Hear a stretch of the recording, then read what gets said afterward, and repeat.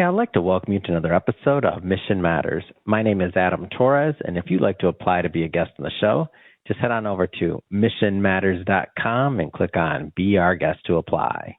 All right, today I have Blair Avery on the line, and he is a writer and director over at BlairAvery.com. And this episode is part of our AFM series where we cover the best of those who attended, participated, and otherwise the AFM series the AFM American Film Market event in Century City, California, in Los Angeles this year, which we were present, and now we're doing a big old series on it. So, Blair, welcome to the show. Thank you for having me. All right, so we got a lot to talk about. So we're definitely going to get into your experience at AFM, also how you got started in film. But before we go there, I'll start with what we like to call our Mission Matters Minute. So Blair, at Mission Matters, one of our aims and goals is to amplify stories for entrepreneurs, for executives, for experts. That's what we do. Blair, what mission matters to you? That's a good question. Well, my mission is to make films that stand out and people actually, there's a lot of content out there that more than ever. And what I'm really focused on doing is making content that matters and content that actually speaks to people's souls as opposed to just sheer entertainment.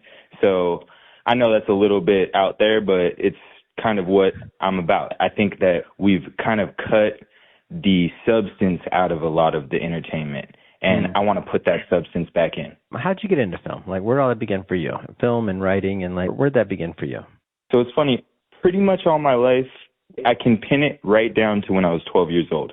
When I was 12 years old, I actually had other aspirations, but I was, very young, didn't really know what I wanted to do.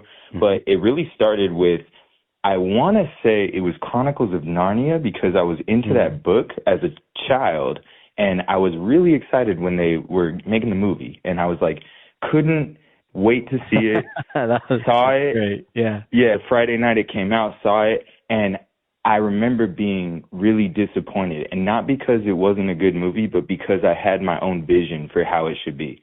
And it just was so How old different. Were you again? You said 12 or something? Wow. Yep.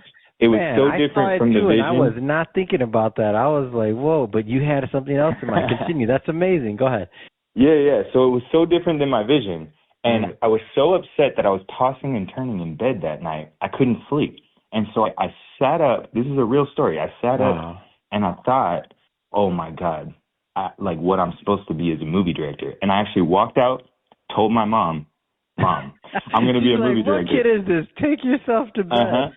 Yeah, and it was weird because the vibe of it wasn't like excitement, like, oh, my God, I'm going to be a movie director. It was like, oh, my God, I have this hardest job ever. That's what I felt like. I'm stuck doing this, really? Yeah, this is a hard job, and I got to do it. So that's kind of how it started, and I've never turned on that. I've never thought that I don't want to be a filmmaker. I mean, when I make films, sometimes I'm like, God, I don't want to do this again. But I always come back to it. So I'm pushing forward. Still, I'm age 32 now, and I'm still pushing. What keeps you motivated? What keeps you going when things get rough? Really just the excitement of the vision itself. There's something that, I think I always say this, with artists, the whole thing can be summed up to, did you enjoy it?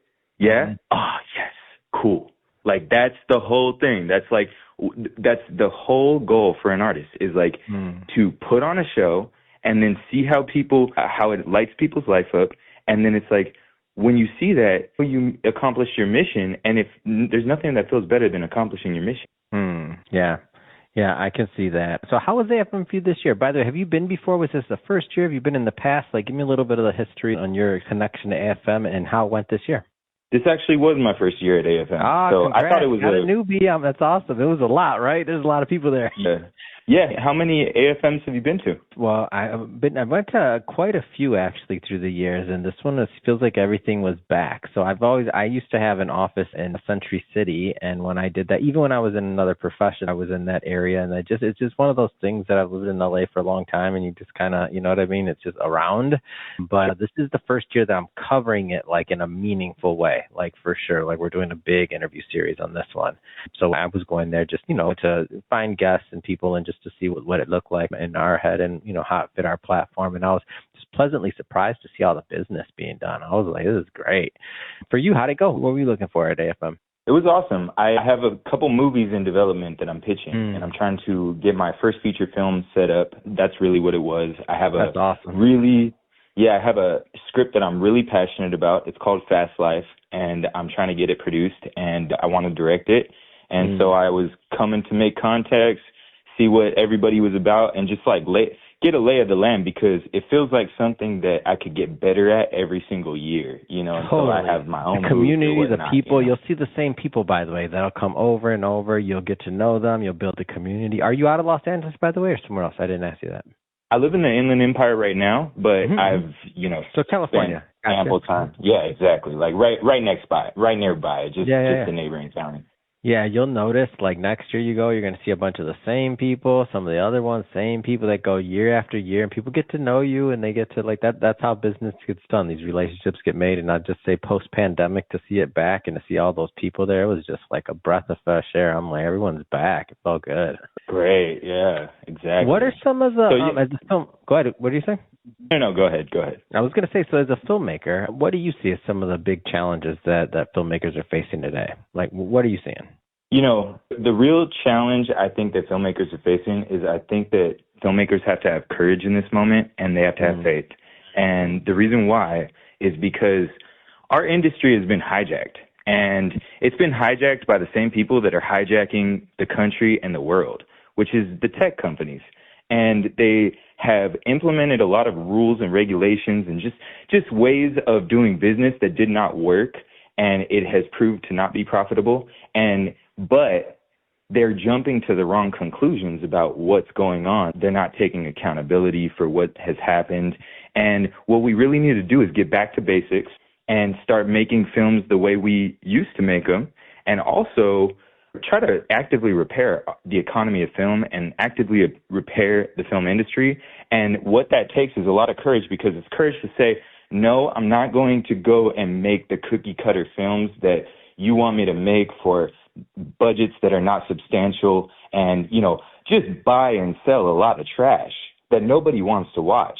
And that's what I was seeing a lot of that. I was seeing a lot of pressure to do that kind of thing out there. But if you refuse to do that, and you try to make a good film, and you try to make films that are meaningful, you'll stand out. And, cream rises to the top. And I think that a lot of people are being told, let's get rid of the cream. Like, just be the jar of milk, and be the 2%. And no, because I don't even want to watch that kind of content. And I'm sad, because every time I go to the movies, I don't really like what I'm seeing. It's more expensive than ever.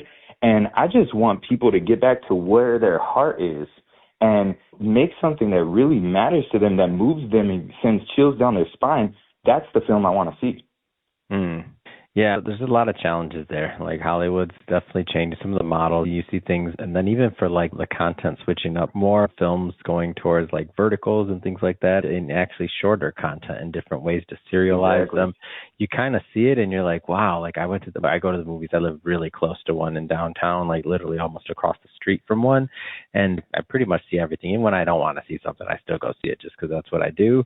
But I just want to see what's going on. But yeah, as you see that, and when you see things coming out, I'm like, man, it's been a little tough lately, I feel like. And considering the people that are leaving the industry altogether, you kind of wonder what happens next, right? I feel like in the past it was always like, okay, there's these cycles where, old talent ages, and then, new talent comes in, right, to revitalize new ideas, new things. But it wasn't always like the entire format was changing. So I think that's going to be really interesting to watch. Then you combine that with AI, and who knows, right?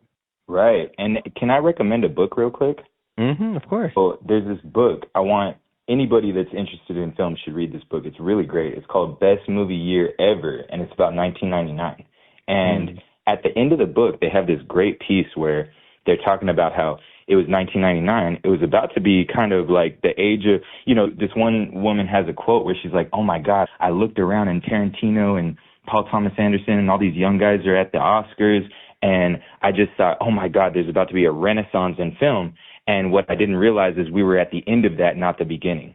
And, but what it says next, and it talks about how Sopranos came out in 1999, and that revolutionized TV. TV became more popular than film, all these different things, all these different changes. But it said in 1989, they were saying the same thing. They were making jokes about how Hollywood was just doing sequels and reboots, and there was like this big joke on SNL about it, and you know, everybody was saying the industry was dead. And then in 1989, the Wachowski brothers, aka, you know, the Wachowski sisters now, were making The Matrix. And all of these movies that were made in the 90s were being prepped in 1989 when everybody thought that the Hollywood was going to die. And I recently saw Seth Rogen say the same thing, which is Hollywood's always on the rocks. Everybody's always saying that Hollywood's going to die and it's time to pack it up. But you know what would happen if every industry just filed for bankruptcy and packed up their bags and closed down their shops? Somebody would come, buy that studio, set it up, and try to make films again because there's still a market for it. And so that's what we have to do. We just got to get the bad actors out. They need to leave, and then we need to flood the scene and flood the zone and make good content again. That's awesome. Blair, you got a lot of energy, man. I like you. This is good. If somebody, it's been fun having you on the show. This is a great conversation. If somebody's listening or watching this, and if they want to follow your journey in your work and to connect with you on social or otherwise, like, how do people do that? How do they stay in tune with what you're up to? So I'm on the socials at Created by BA, created by, and then Blair Avery, BA. And I also have BlairAvery.com. And, you know, I go on and off on the socials, but, you know, hopefully people can connect. They could even email me, createdbyba@gmail.com. And, you know, let's connect in real life, because I believe in dead internet theory. I think that, like, the internet is something that we should probably evacuate pretty soon. And so catch me in the real world, you know? Awesome.